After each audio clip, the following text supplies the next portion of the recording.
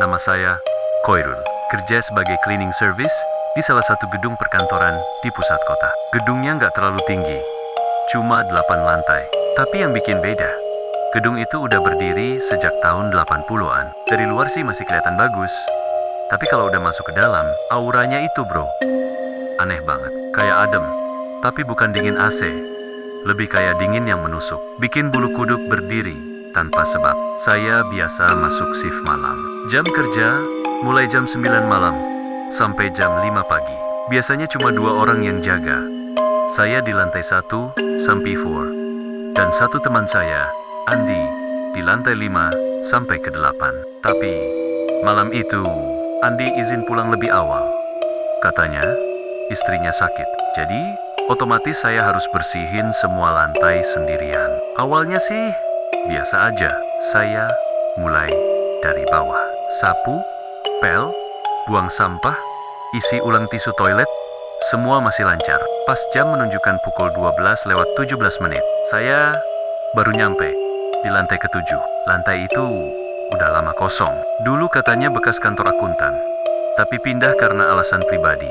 Padahal semua orang tahu, di situ dulu pernah ada kejadian orang bunuh diri. Lampu lorong lantai 7 cuma separuh yang nyala, jadi sebagian ruangan gelap, sebagian lagi remang. Pas pertama buka pintu lift, aroma apek langsung nyengat hidung. Udara di situ beda banget, tebal, berat, kayak ada yang ngintip dari kegelapan. Saya narik napas dalam-dalam, terus ngomong pelan. Kerja aja, cepat selesai, cepat pulang. Saya mulai nyapu di ujung lorong, dekat jendela besar yang udah berdebu. Waktu itu suasananya sepi banget, cuma suara sapu nyeret di lantai. Tapi baru beberapa menit, saya dengar bunyi langkah kaki dari arah belakang. Pelan, tapi jelas banget. Saya berhenti, nengok ke belakang. Gak ada siapa-siapa. Lorong panjang itu kosong, cuma ada pantulan cahaya lampu dari ujung ruangan. Saya pikir, mungkin suara dari pipa air di atas plafon. Saya lanjut lagi. Tapi belum 5 langkah, suara itu muncul lagi. Kali ini lebih dekat. Saya spontan balik badan. Tapi anehnya, suara itu berhenti tiap kali saya berhenti jalan. Bulu kuduk langsung berdiri. Saya ngerasa kayak ada yang ngikutin dari belakang, tapi nggak kelihatan. Saya cuek, terus nyapu sambil baca doa pelan-pelan. Sapu di tangan saya jatuh sendiri.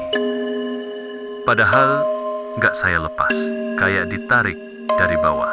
Pas saya ambil sapunya, mata saya sekilas ngelihat bayangan hitam lewat di depan pintu ruangan. Saya pikir cuma halusinasi, tapi pas saya perhatiin, pintu ruangan yang tadinya ketutup, sekarang kebuka sedikit. Dari celah itu, kelihatan ruang kantor kosong. Meja, kursi, dan satu komputer tua di pojokan. Saya maju pelen-pelen. Niatnya mau nutup aja, biar gak mikir yang aneh-aneh. Tapi baru 2 langkah, komputer itu nyala sendiri. Layarnya putih, gak ada tampilan apa-apa. Terus muncul tulisan kecil, pelan banget, kayak diketik, "Kenapa kamu naik ke sini?"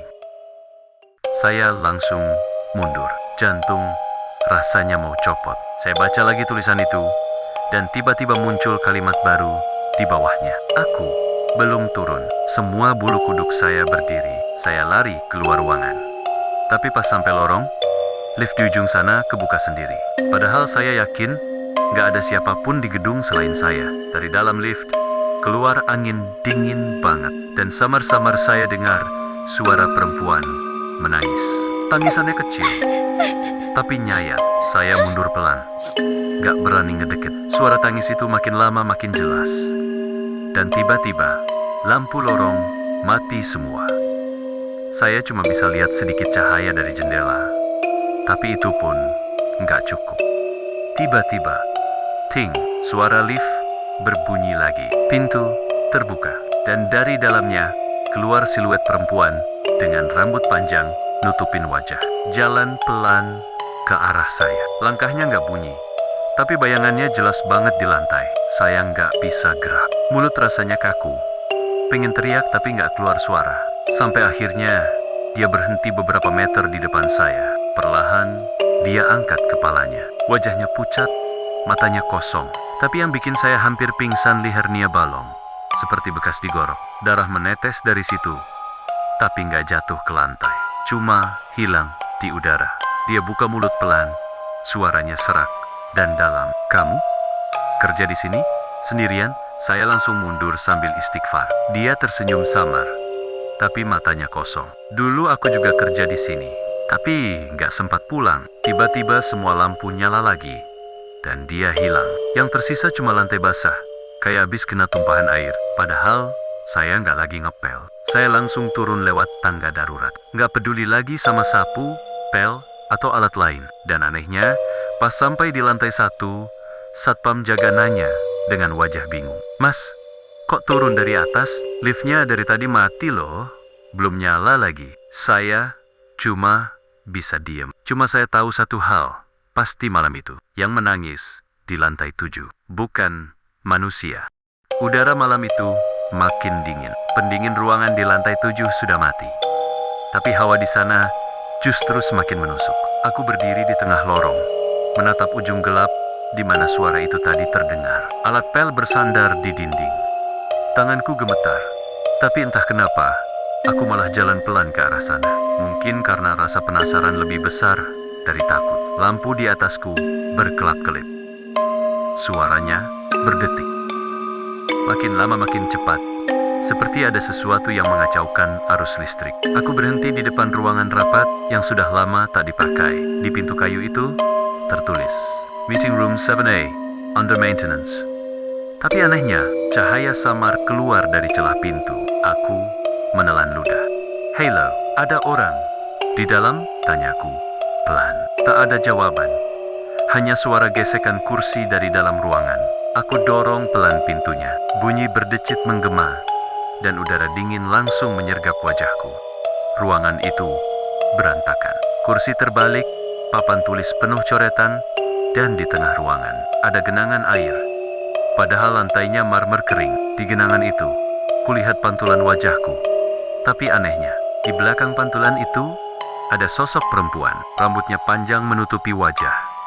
Dan di tangannya ada sesuatu seperti alat pel. Aku menoleh cepat, tapi ruangan di belakangku kosong.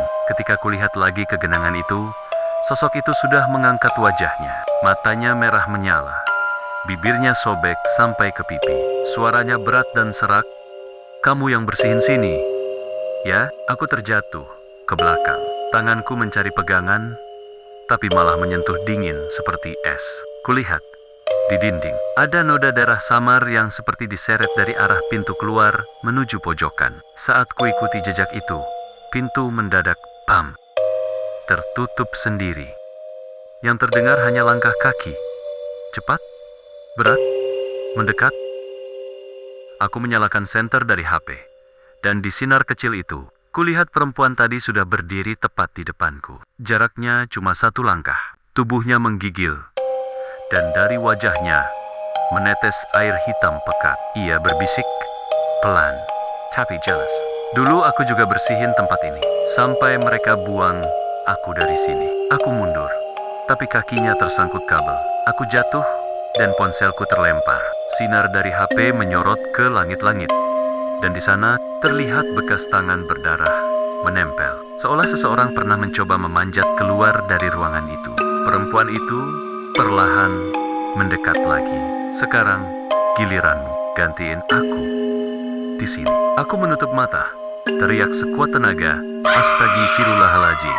Tiba-tiba semua hening. Saat ku buka mata, aku sudah di bawah, di pos jaga lantai dasar. Rekan kerjaku, Darto, menepuk bahuku dengan wajah pucat. Lo nggak apa-apa, Dit. Dari tadi lo diam di depan lift, matanya kosong. Kulihat jam di dinding. Sudah jam 3 lewat 15 menit pagi. Padahal aku merasa baru beberapa menit di atas. Barusan bersihin lantai 7, kataku pelan. Tapi Darto menatapku dengan tatapan ngeri. Lantai itu udah dikosongin 2 tahun. Sejak kejadian Burini, cleaning service yang mati jatuh dari tangga waktu ngepel malam-malam. Darahku langsung dingin. Aku menatap ke tanganku, dan jantungku serasa berhenti, karena di genggamanku masih ada pel, basah, dan meneteskan air hitam.